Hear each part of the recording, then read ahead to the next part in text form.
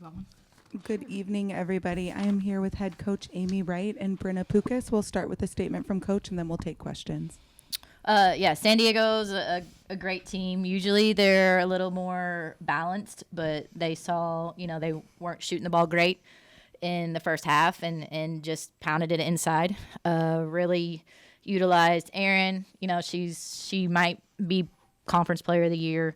As you can see, she's just steady, solid, does her work. So, they're a good team. They're hard. They're hard to guard.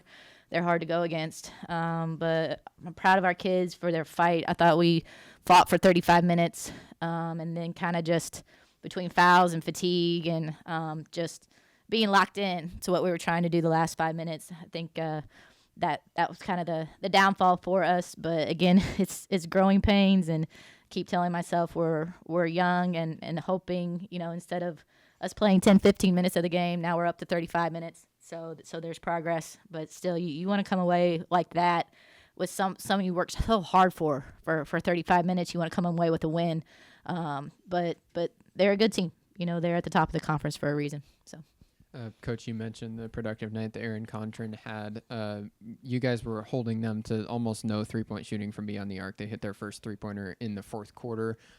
Was it a calculated decision to kind of let Contrin do what she was doing in the paint and make sure to prevent the three-point shot, or was that just kind of how the game unfolded? It's kind of how the game unfolded. I thought we did a good job in the first half. We were trying to front, and obviously we have to do some different things on ball screens, and they're really good at recognizing mismatches. But I thought when we were able to fight to front, they were a little uncomfortable with their passes. They had a bunch of turnovers there in that first quarter. But, kind of, again, the fatigue, fighting to front is work. And, that's something that we're going to have to get used to on that end. We only have, 3 kids over 6 foot.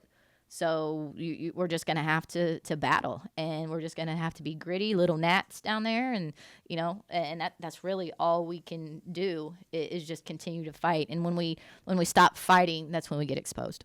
And then in that fourth quarter, you guys went on a run to take the lead with 4.5 minutes left. Then UC San Diego responded with a run of their own to close it out. Can you take me through the ebb and flow of that fourth quarter, what you saw on either side of your own run and then the run that they went on? Yeah, I thought the girls did a great job in our run in terms of a lot of people touching the ball. There was really good ball movement. I thought we took advantage of the play calling in terms of who they were for and what they needed to do. All 5 people were locked in to where they needed to be in their positions. So I thought we did that. And then also, that's when we're starting to fight the front. That's when she's not getting, open layups, and she's not getting second chance points, and we're boxing now, and they're getting one and dones. And so that's part of the run. You score, stop, scores. You put a lot of those together, you're going to win ball games, and their run, they obviously noticed that 4 was excellent off the bounce. Michaela Rose, she's excellent off the bounce, so went to her a little bit, off ball screen action, and we needed to do a better job in terms of recognizing we don't need to tag somebody that's a driver, so we were tagging that and getting beat. And then obviously a lot of second chance points and ones on their run. So again, to me, it boiled down to fatigue and focus, something that we talk about a lot. And then for Brennan, really great start for you tonight. That's now back-to-back home games where you started perfect through your first few shots beyond the arc. What's been feeling good in this building and for you kind of as we've progressed throughout the season? Yeah, I think just consistently getting in the gym and staying confident in my shot and just trying to keep it as consistent as possible and just doing what I need to do for the team. And then for Coach, you talked a lot about game planning this year and this team's ability to play 15, 20, 35 minutes. What did you see in the week leading up to this game with this team's ability to buy in and then put in a performance like those first 35? Yeah, it's ebbs and flows. I'll be honest, it wasn't an excellent week of practice. Something I'll refuse to do is drop my standards of where we need to be and how we need to do it. But I think they're coming together as a team collectively, and I think you're seeing that. And today it was a very good positive energy from everybody. There wasn't a lot of negativity or them getting downs on themselves. I think they brought each other up, and that's a lot of the game too, is staying locked in and keeping each other up. And so I'm starting to see a lot that I guess I'm having to play the villain a little bit in practices, which is fine. If that brings them closer together, then so be it. And if this is the result that we get, so be it.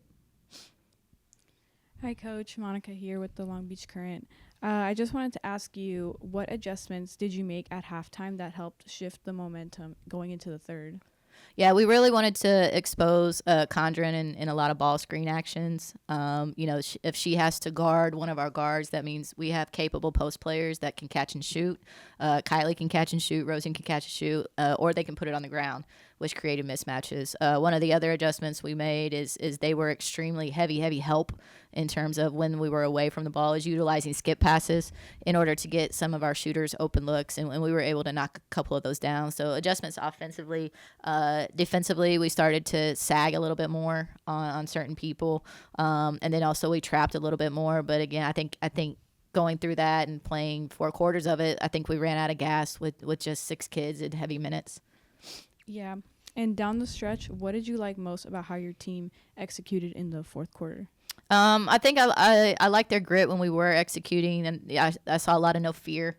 I think what we got to definitely get better at is the understanding of the game, like why you're in certain spots and certain plays at certain points of the game and what your strengths are. Understanding that, right hand drive, or I got to get Jacoya to come off a ball screen somehow. So it's just there's little things to improve on. But again, I thought they started playing north and south.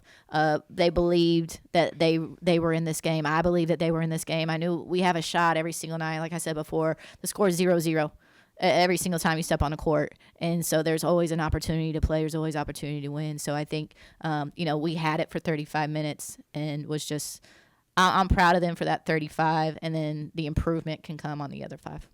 Mm-hmm. And for you, Brenna, you hit some pretty big shots tonight, lots of threes. You gave the Beach the lead even in the third.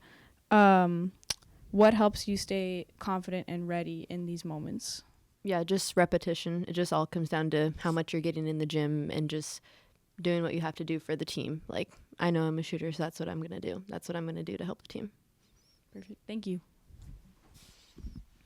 Coach touched on you guys gelling a little bit more, and you can see the proof in the last handful of games. What can you say about the energy in the locker room and with the team? Yeah, I think we all just love each other, and that's like such a big battle with a lot of teams. So us just really loving each other as teammates and as friends brings us like so much closer off the court and shows on the court. And I think that just has developed over the season. Thank you. Happy birthday. Thank you.